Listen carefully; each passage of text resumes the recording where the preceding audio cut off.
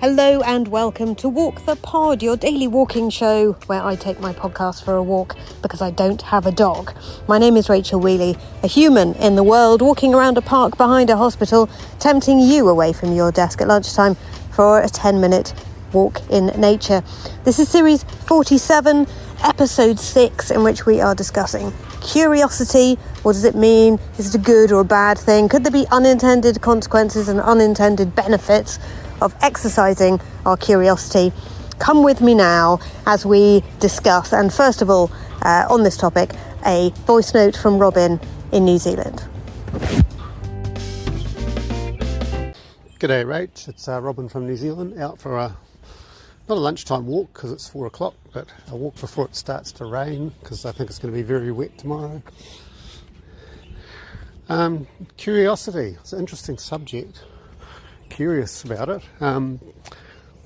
It's come up a few times in the last week for me, and I was at a meeting where we were talking about architectural software and how seems almost generational, some of the younger users, because it was a bunch of old fogies, seem less likely to get into the guts of the software and play with it. They just kind of want a solution presented to them to use. And we were wondering if it was a symptom of working on iPads and phones where you get an app rather than having to make one. But anyway, that was sort of random.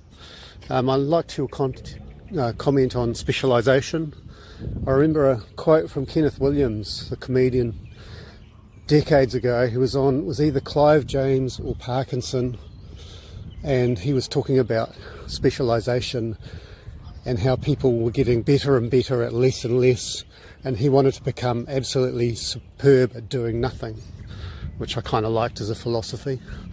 I'm a generalist, but I like to know how things work, but I'm happy to abandon it too.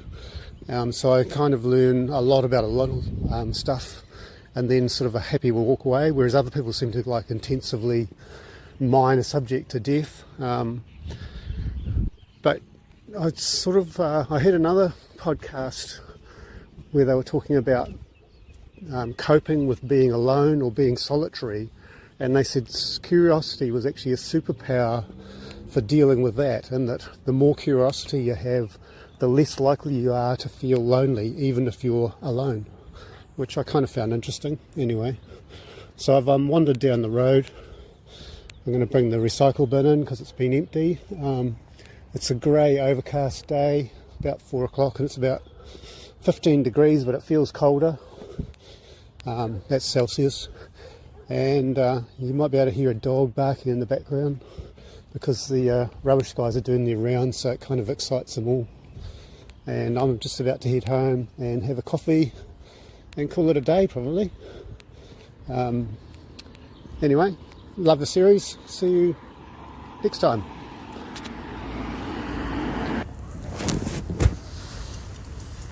Thank you, Robin. So grateful to you for that voice note, which was extremely interesting and has given me the topic for, well, the theme for the day's episode. Could curiosity be the antidote to loneliness? I think it could. I think that's absolutely brilliant. Whether it would work long term, I don't know, but it's certainly an excellent antidote to loneliness, medium term or maybe short term. If I'm on my own for a day unexpectedly, I'll certainly dig into something and learn about something new in order to just pass the time. Or hobbies where we can learn things as we go along are very, very engaging when we're trying to spend time well.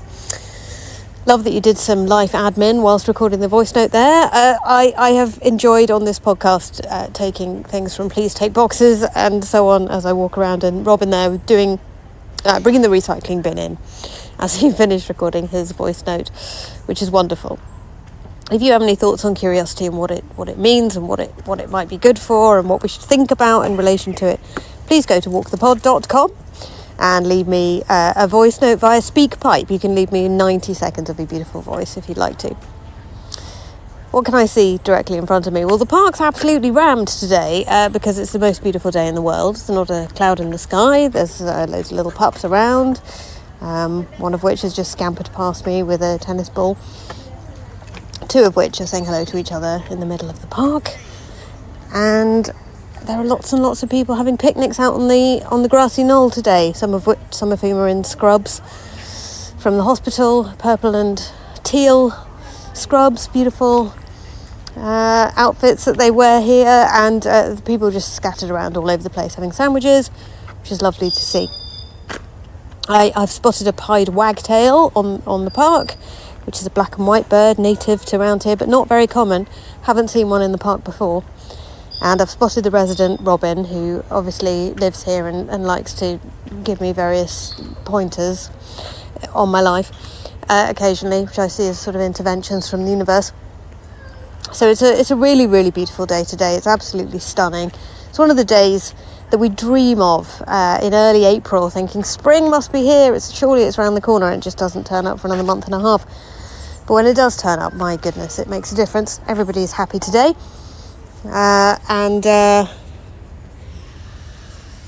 everybody's wearing summer outfits and just generally looking happy. So it's just really, really, really, really nice to see that. Robin mentioned it's 15 degrees Celsius where he is. So I'm just going to do you a quick back at you weather update, Robin, about the temperature here. 21 here Celsius. So you can tell why I'm happy. 21 is it's a really good temperature. I think my favourite temperature is 23, by the way, but 21 is pretty close. I'll take it. I will take it. It occurred to me listening to Robin's voice note there that it may have started with cars, because back in the day we could open the bonnet of our car and we could rootle around, and it was actually up to us to do so, to fix things that needed fixing, to top up the oil, to fiddle about with the mechanics of the engine to get the car functioning properly. And these days, if you open the bonnet of a car, you just get a sort of smooth black box, so you're not quite sure what's going on, and it's too complicated for the layperson to even try to do anything with it. And the same is true of our tech. So the kids these days don't even remember a time when you could dig around in the guts of a thing, and then they haven't had a chance to dig around in the guts of anything. So they're not used to it, whereas the old fogies, as you put it, Robin, remember the days when computers were the size of a room, and when it was up to the amateur to sort of tinker with it and see if you could get it to do something different. So yes, I think it is generational, and the right to tinker has been taken away from us, and that is a sad state of affairs where curiosity is concerned, I think, because it means that we don't get the value of tinkering. We don't get told that tinkering is a good thing. We get told don't touch it, don't fiddle with it, don't break it, as opposed to tinker with it, fiddle with it, spend subsequent evenings putting it back together again so that it works. This is a completely new kind of era we're in now of not engaging our curiosity as standard, where computers can do everything for us or specialists can do everything for us. And it's a bit of a shame, isn't it? Because how do we learn what's really going on if we don't get to break things and put them back together again? So breaking stuff may be central to curiosity. Getting it wrong, messing it up, absolutely critical part of the curiosity process, I think. Anyway, it's been really, really interesting to think about this element of curiosity today, so thank you, Robin, for sparking it. I'm excited to have 2 more episodes of content to bring you on curiosity before we start wrapping up the series and summing up what we've learned and thinking about what we're going to talk about next. Can you believe we're there already? Yes, we kind of are getting into that place. So if you've got any thoughts on curiosity, walkthepod.com to leave me a voice note. I can put it in the very next show. In the meantime, thank you so much for listening. Thank you for walking with me take care of your beautiful mind, yourselves and each other. And I'm really looking forward to tomorrow, where I'll be walking around the park again, thinking more about curiosity, tempting you away from your desk. So I will speak to you then.